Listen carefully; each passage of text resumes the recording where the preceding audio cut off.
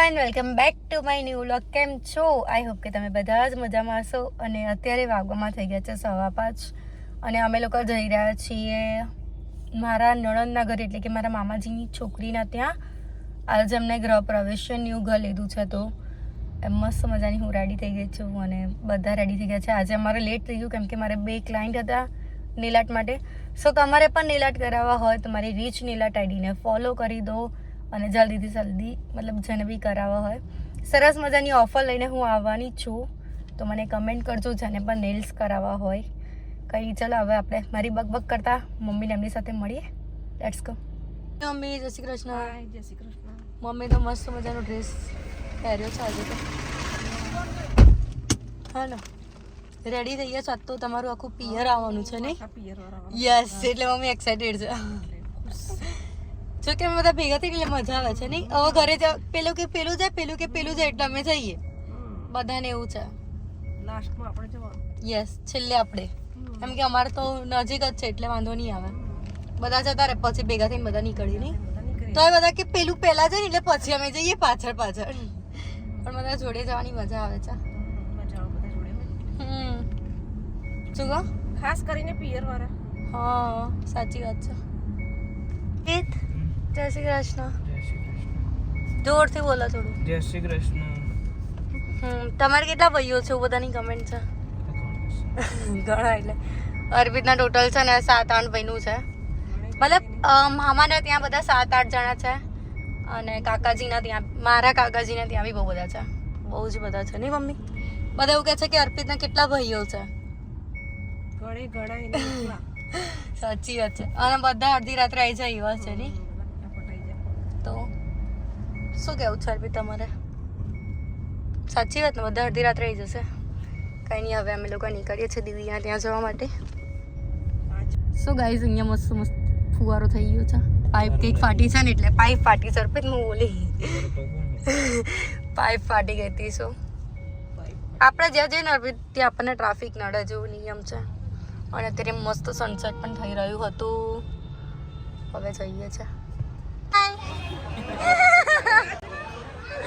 શું કેવું છે કહો? તમે બોલો.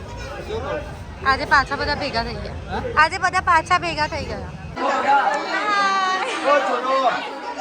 તમે તો બહુ મસ્ત લાગી રહ્યા છો.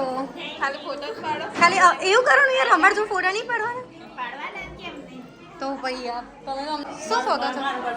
તમે મને જ આપ્યો છે ને તમે એવું કહો છો કે મારો બટવો કેમ ગયો, બટવો કેમ ગયો? ચલો હવે તમે મને જ આપ્યો છે અને તમે પોતે ભૂલી જાઓ છો. લા એમાં જેટલો હોય મને આપી દો. જો 50 રૂપિયા મળશે, એ 100 રૂપિયા મળશે, પછી 500 રૂપિયા મળશે. બરાબર. પછી 500 સિક્કો મળશે.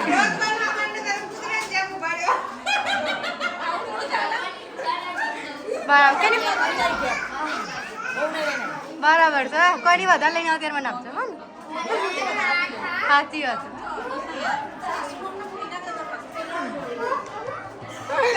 સાસુમાં અહીંયા પોઝ આપીને ઊભા રહી ગયા છે. આ દીદીનો રૂમ છે, હે ને? રૂમ જ છે ને? બેડરૂમ છે. બેડરૂમ છે. તો આ કોનો રૂમ છે? હા, એટલે એમના સાસુનો ને એમનો રૂમ છે. ત્યાં વચ્ચે હોલ છે. ત્યાં સરસ મજાનું મંદિર છે. બોલ, અહીંયા આખું મંદિરનું સેટઅપ કરવાનું છે એમને. બહુ જ મસ્ત મંદિરનો રૂમ અલગથી કર્યો છે. બહુ સારું લાગ્યું નહીં મમ્મી? બહુ મસ્ત છે. અને અહીંયા પણ એક રૂમ છે અને અહીંયા હોલ આવી ગયો. અમે લોકો જઈ રહ્યા છીએ ઉપર. અત્યારે હું બધા હા એટલે બીજે માં જુઓ ભાઈ, કોઈ ઊંધું ના સમજતા. અત્યારે દીદીએ કહી દીધું છે અને અત્યારે હું તમને લોકોને કરાવી રહી છું ઘરનું હોમ ટૂર. મસ્ત છે ને ઉપર હોલ યાર, જોરદાર છે. હા, રૂમ બી સારો છે. બાલ્કની મસ્ત છે દી. અને અહીંયાથી બહારનો આખો વ્યૂઝ દેખાય છે. અને અહીંયા બી એક રૂમ છે. 4 રૂમ છે ઉપર અને અહીંયા વોશરૂમ ને એવું બી છે. સારું છે. શું કહું છું દીદી? નહીં બહુ મસ્ત. સાચી વાત છે. પર કિચન પણ આવી ગયું છે.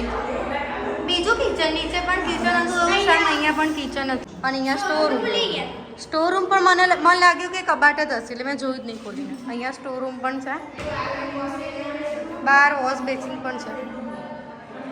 બહુ જોરદાર સિસ્ટમ છે, મોટું છે. કઈ ચલો હવે બીજો 4 રૂમ છે અહીંયા ટોટલ. 1 2 3 અહીંયા લાસ્ટ અને અહીંયા છે ડ્રેસિંગ ટેબલ જે લેડીઝો માટે આ દીદીનો રૂમ છે અને આ લેડીઝો માટેનું ખાસ ટેબલ. ડ્રેસિંગ ટેબલ હોય તો જ લેડીઝો તૈયાર થાય. શું કહેવું ને? કાચ નહીં પણ એમાં ખબર નહીં પડે ડ્રેસિંગ ટેબલ. અને અહીંયા પાછું વોશરૂમ આવી ગયું. બાથરૂમના રૂમ બહુ મોટા છે ને તમારા. આપણે તમારા ઘરનું બી હોમ ટૂર કરીશું એકવાર. તો ગાઈસ બચ્ચાઓની વાત સાંભળીને અમે લોકો આવી ગયા છે ઉપર. જેટલું નીચે જ મોટું હશે એટલું ઉપર પણ મોટું થશે. આ લોકો જો આ 2 બચ્ચાઓની વાત સાંભળીને અમે લોકો અહીંયા આવી ગયા. ઓ માય ગોડ, બહુ જોરદાર છે. કેટલું મોટું ધાબુ છે, બહુ મસ્ત છે. ઓહ થેન્ક યુ સો મચ. અને બહારનો નજારો પણ બહુ સારું છે, બહુ જ મસ્ત છે. હા બહુ મસ્ત છે. તો ગાઈસ અમે લોકોને દીદીના ઘરનું હોમ ટૂર કેવું લાગ્યું મને કમેન્ટ કરજો. અને બધા જો બધા નીચે ફોટા પાડવાના છે નજી નહીં. હા હેડો નીચે. હવન થયું તો આજે એટલા માટે બહુ બધી પબ્લિક બેઠી હતી અને મસ્ત હવન બી થઈ ગયો. અત્યારે સવારે ગંગા પૂજનનું હતું ને અત્યારે બી હવન એવું હતું. સો બધા આવ્યા હતા. ચલો લેટ્સ ગો હવે નીચે જઈએ. સો બસ ગાઈઝ આજના વ્લોગમાં આટલું હતું. વ્લોગ સારો લાગ્યો હોય તો લાઈક કમેન્ટ અને શેર કરજો. ચેનલમાં નવા હોય તો જલ્દી સબસ્ક્રાઇબ કરી દો. મળી એક મસ્ત મજાના વ્લોગની સાથે. ત્યાં સુધી જય શ્રી કૃષ્ણ. હર હર મહાદેવ.